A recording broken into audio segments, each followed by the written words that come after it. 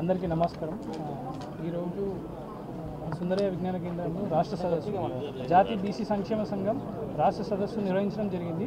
ముఖ్య అతిథిగా మన బీసీల ఆరాధ్య దైవం టైగర్ ఆర్ కృష్ణారాయణ గారు రావడం జరిగింది. ఇక్కడ సమావేశంలో జిల్లాల నుంచి వచ్చిన బీసీ సంఘాల నేతలు, వివిధ కుల సంఘాల నేతలు అందరూ హాజరు కావడం జరిగింది. ఇక్కడ సమావేశం అందరిలో ఇప్పుడు డిసైడ్ చేసింది ఏంటంటే, అన్న చెప్పిన సూచన ప్రకారం ప్రతి పార్లమెంట్లో ఎవరైతే క్యాండిడేట్లు ఉంటారో వాళ్ళందరినీ నిలదీసి, ఓట్లు అడగడానికి వచ్చిన వాళ్ళను నిలదీసి బీసీలకు బడ్జెట్ ఎంత ఇస్తారు, బీసీల గురించి వాయిస్ ఎవరు మాట్లాడతారు. ఇప్పుడు మొన్న 47 lakhs crores బడ్జెట్లో మనకి ఇచ్చింది 2000 కోట్లు. అవి మొత్తం ఉన్న బీసీలకు చాక్లెట్లు కొన్ని కూడా సరిపోదు. మనకు ఇంటికి 50 లక్షలు కావాలి. అంటే 27 లక్షల కోట్ల బడ్జెట్ బీసీలకు కేటాయించాలి. బీజేపీ ప్రభుత్వం హిందువుల గురించి హిందుత్వాన్ని కాపాడుతున్న దాంట్లో 130 కోట్ల జనాభాలో 70 కోట్ల నుంచి 90 కోట్ల మంది హిందువులు ఉంటారు. అందులో 65 కోట్ల మంది బీసీలు ఉన్నారు. మీరు బీసీలను బాగు చేస్తే ఆటోమేటిక్ హిందుత్వం బాగుపడుతుంది, భారతదేశం అంతా బాగుపడుతుంది. సో మేము బీజేపీ పార్టీకి కానీ కాంగ్రెస్ పార్టీకి కానీ చెప్పేది ఒకటే, ఇన్ని రోజులు మమ్మల్ని వంచి మమ్మల్ని అంతా ఏదో ఇట్లా మబ్బ పెట్టేసి ఎలక్షన్లు దాటేసుకుంటే మా వాళ్ళని క్యాండిడేట్ టీచర్ కూడా చేయకుండానే ఓన్లీ జెండాల మోయనికే వాడిరు. ఇప్పుడు బీసీలు అందరూ డెవలప్ అయ్యారు, ప్రతి ఒక్కరికి అర్థమైంది ఓటు విలువైంది, రాజకీయ పవర్ విలువైందని చెప్పి. సో ప్రతి ఒక్క పార్టీ ఒళ్ళు దగ్గర పెట్టుకొని బీసీలను గౌరవించాలి, వాళ్ళకు తగ్గట్టు వాళ్ళతోటి చేపించుకున్న శ్రమకు వాళ్ళకు తగ్గట్టు వాళ్ళకు పదవులు ఇవ్వాలి. తర్వాత బీసీ బడ్జెట్లు బీసీలకు కేటాయించాలి. పార్లమెంట్లో బీసీలకు ప్రత్యేక మంత్రిత్వ శాఖ పెట్టాలి.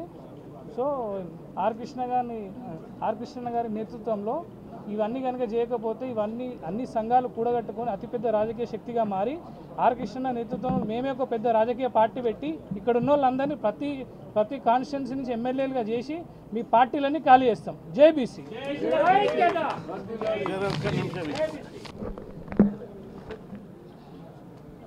76 సంవత్సరాల స్వతంత్ర భారతదేశంలో అన్ని రాజకీయ పార్టీలు కూడా బీసీలకు మోసం చేస్తూనే ఉన్నాయి.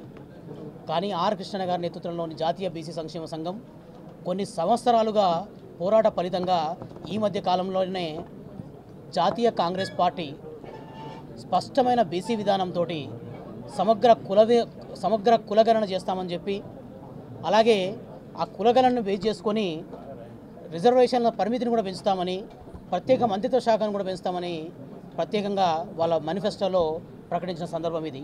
మరి ఇలాంటి సందర్భంలో ఈ ఎలక్షన్ సందర్భంలో బీసీ సోదరులందరూ ఇప్పుడు ఏం చేయాలి? గత 10 సంవత్సరాలుగా అధికారంలో ఉన్న బీజేపీ సమగ్ర కులగణన చట్టం చేయమని ఎన్ని వేదికల ద్వారా ఎన్ని వేల ఉద్యమాల ద్వారా కూడా ఎంత ఒత్తిడి తీసుకొచ్చినా మేము క్లియర్గా చెయ్యమని చెప్పేసి సుప్రీంకోర్టు సాక్షిగా వాళ్ళు ఆ పార్టీ విధానాన్ని చెప్పడం జరిగింది.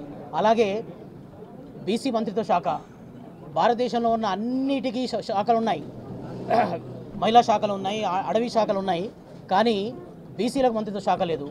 అలాగే ఈ మధ్య కాలంలో వచ్చిన మహిళా బిల్లులో మహిళలకు ప్రత్యేక ఉపకోట, అలాగే క్రిమిలేయర్ రద్దు, తర్వాత బీసీ ఉద్యోగులకు ఉద్యోగాలలో రిజర్వేషన్లు, ప్రమోషన్లలో రిజర్వేషన్లు, మరి ఇవన్నీ అంశాలలో 10 సంవత్సరాలుగా బీజేపీ పార్టీ కంటిన్యూగా బీసీలను మోసం చేస్తూనే ఉంది.